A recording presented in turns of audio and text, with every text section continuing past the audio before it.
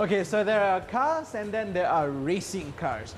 And then there are car guys and then there are racing car guys. And then there are guys who love cars regardless of what type of car. And the best thing is they go all out to collect all these beautiful machines. It doesn't matter if you're a Cobra 428 engine car or even a racing Ford GT40. So here's the man who actually has the gumption to have all this under one roof, Mr. JP Chin. Hi.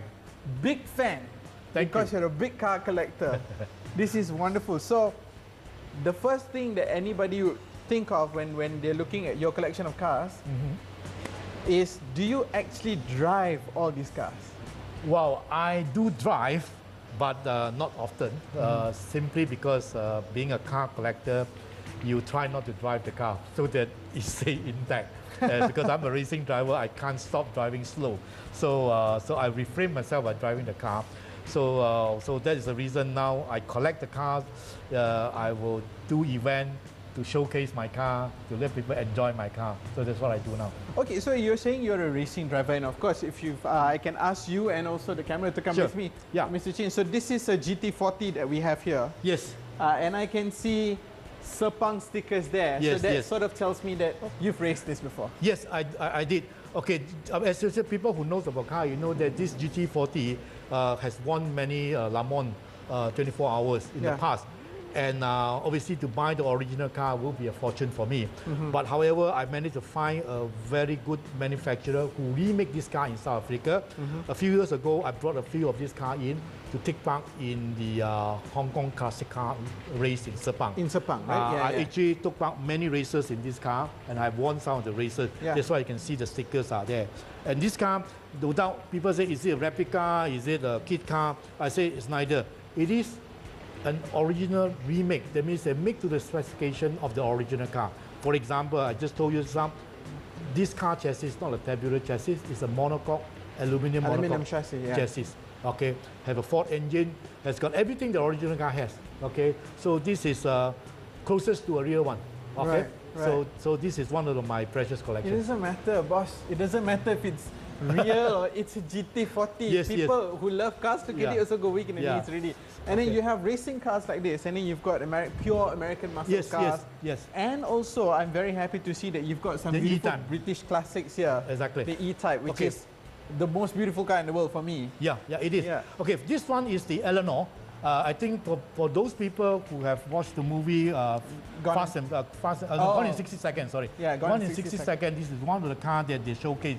But the car that they showcase in the movie is grey color, which I also have, is in front. But this is more of a show car. The other one is the car that I can use every day.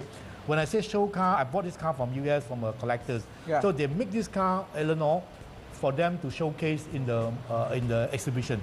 So everything is like the Eleanor that you can see. This is like for real, like the real thing. The engine is real. Everything is real. It's just that I don't drive it. Okay, it's only has about a few hundred miles on the clock, and buy to collect. Coming to this particular Jaguar E-Type, this one I had it for a long time. I've been collecting Jaguar E for a while. Very tired with the older version. So finally I decided to buy something that called a Jaguar E-Type, but with a newer technology. So this is the last of the Jaguar E, built in 1973 with an automatic gearbox, V12 engine, coupe. I didn't like the convertible because Malaysia is pointless, so I buy the coupe. So you got the coupe. So this car I can drive every day. Okay, so I collect this car, and like you say, you're right. This is one of the most beautiful car ever made. In fact, it was voted the best-looking car in 20th century. So you've got cars that are hardly driven, and then you have cars that you've driven the life out of them, like the race cars. Yes, I do. So like these two cars, I drive this. I don't drive. I try to collect, but I do drive out there just to pushing a bit. Panas engine lah, kasih panas engine like what they say. And then I read somewhere that actually it all started for you because you were very much into motorsports, and you even organized a lot of motorsports, even Super GT, right? Yes. Okay. Yes, because I've been involved in cars for a long time. Started off as a hobby racing, then organized race event. Then finally I decided to say, why not I share my hobby with other people? So I started doing motorsport activities and events. And 3 years ago, 4 years ago, I started doing Super GT, which is a motorsport event. But because we went like motorsport, racing is only for the enthusiasts, which I find that for me, I've enjoyed it. I know how motorsport can be enjoyed by enthusiasts, but I also got to be fair to people who are not motorsport here. It's just that they love cars, so they don't understand racing. So sometimes you ask them to go to racing event, all they see is car passing by, and after 2 times going there, they will not go again. That's it, really. Yeah. So then me and my son TJ say, why don't we do something? TJ is also a racing driver together with me. So we say, why don't we do something that we can also share the hobby with the public? So that's why we start doing events. When we do events, that means that we have activity beyond racing. So we do a car motor show, we do stage show, we do all sorts of things.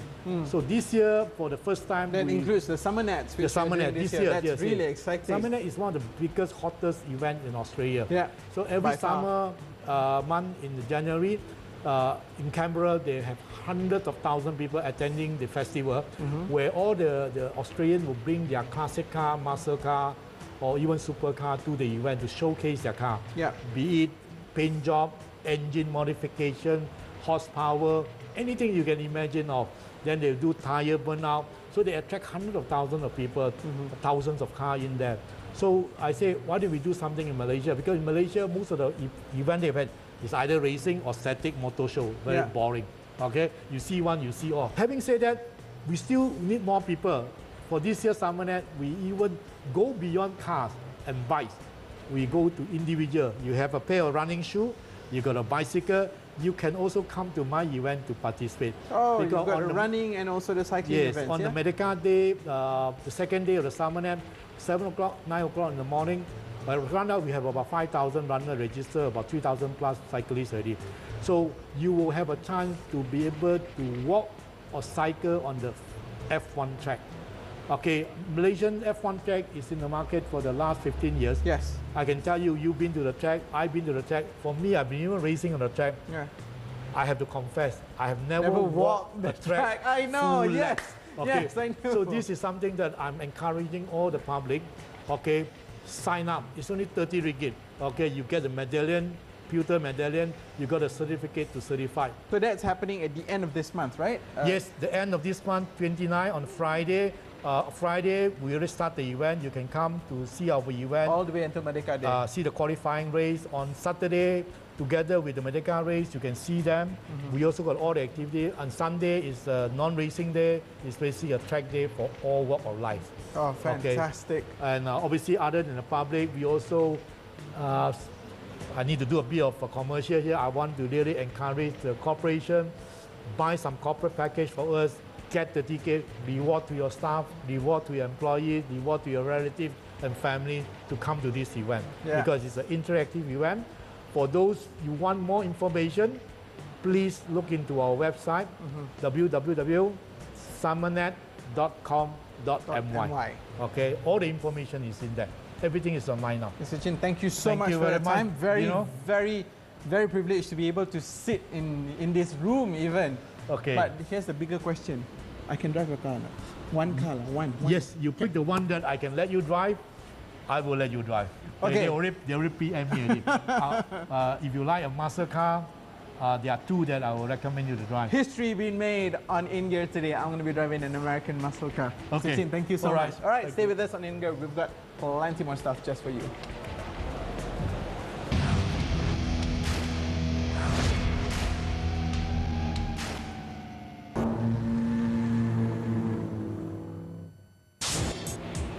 Out of the 30-odd cars that he has over here, this is the car that Mr. JP Chin has chosen for me to drive.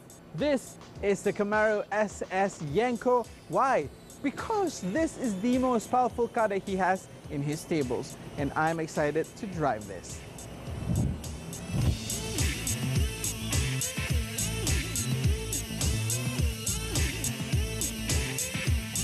So hi again, so we're now in the 3rd segment and we are driving a real American classic muscle car. This is a Camaro SS Yenko.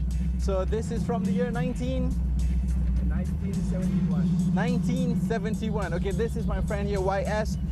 He takes care of the cars of Mr. JP Chin, and this is definitely one of the cars that they have in the stable. In fact, this is not just any car that they have in the stable. This is, according to Mr. JP Chin himself, this is the most powerful car that he has in his collection. This car is insanely powerful. It's got a 427 cubic inch engine. I don't even know what the power is, but the power, the BHP, is secondary to the way the torque really shoves you into the back of your seat by just a mere tap of the throttle.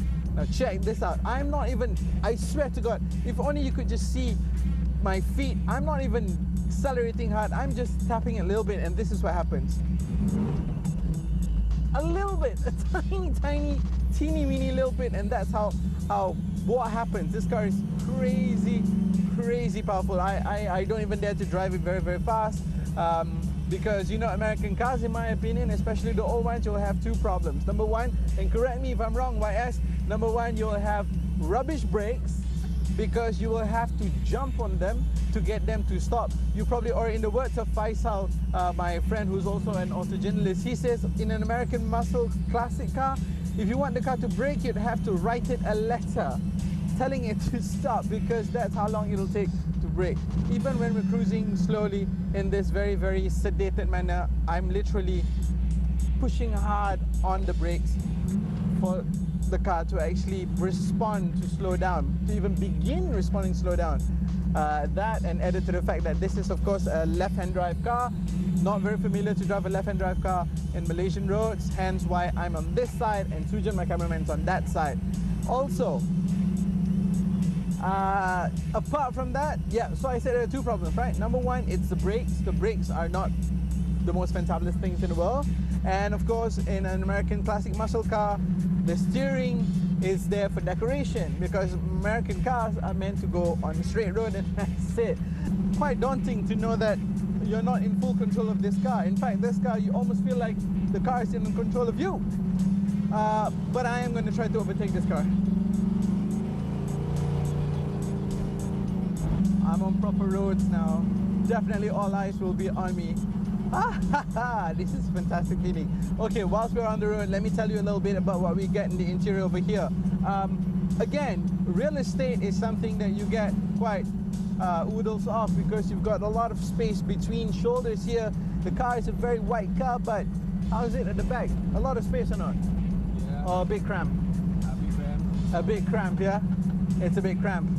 And you don't really get much in terms of stuff to look at and stuff to play around with, because hey, you've got a speedo, you've got a rev meter, and you've got a temp, a clock which is angled towards you, so you're not supposed to tell your passenger what time it is. You've got a light toggle, a fuel gauge, and an amp meter, and that's it.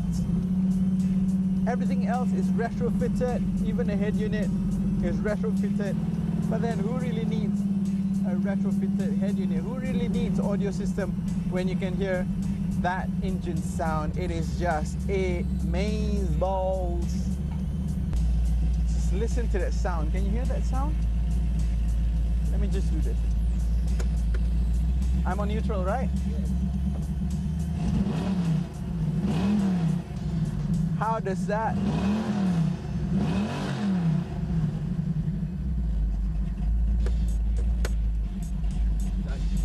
Oh, that sounds phenomenal.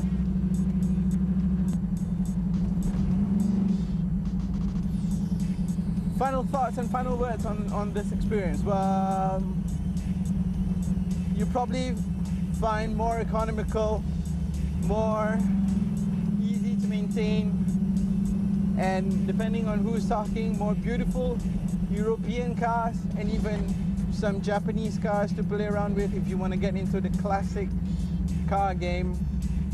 But nothing at all whatsoever is going to give you the raw and sheer gumption of driving a true blue American classic.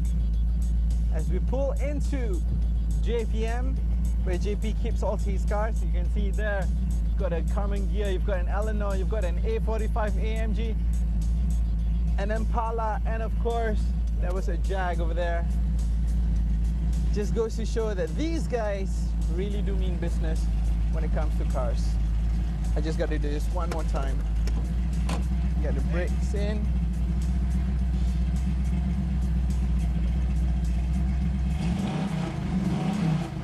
Mamma mia. We're out.